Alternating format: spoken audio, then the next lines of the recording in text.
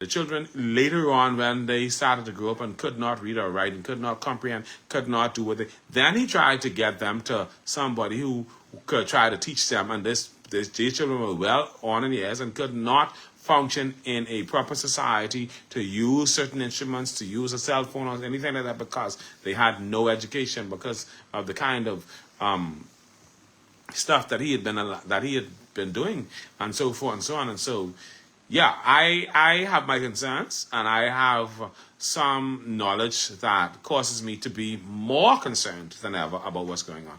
And I think that there are some deeper underlying issues that need to be looked into in relation to this. This is not to cast aspersions on all Rastas.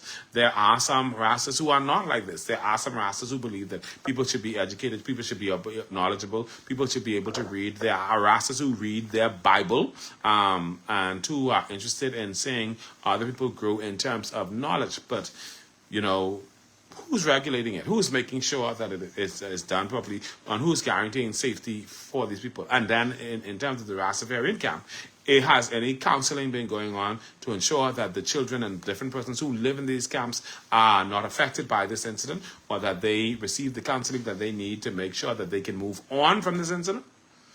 Yeah, so it's a lot of questions that need to be answered. There's a lot of concerns that need to be addressed. There's a lot of things that need to be looked at in a proper fashion. And I don't know how it's going to get done, but it needs to get done. It is what it is. All right?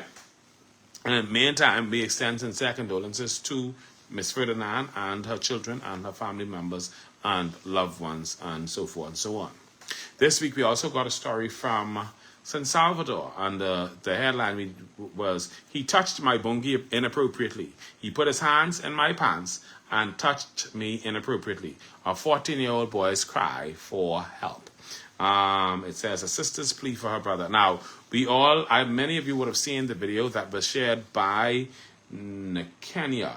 I forget what Nakenya's last name is, but on TikTok, she is Nakenya Denise.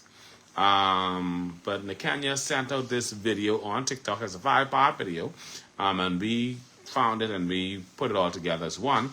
But she sent out this video on TikTok talking about a troubling situation involving her 14-year-old brother. It says a deeply troubling situation has unfolded involving a 14-year-old 9th grade student from the island of San Salvador and his school's physical education teacher.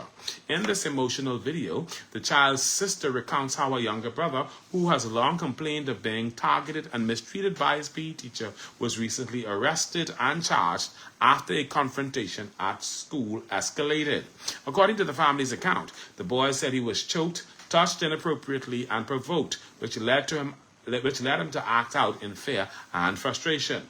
They allege that complaints made to the school's principal were ignored, and instead of addressing the issue, the school called in the police, resulting in the 14-year-old being taken into custody and placed on $1,500 bail.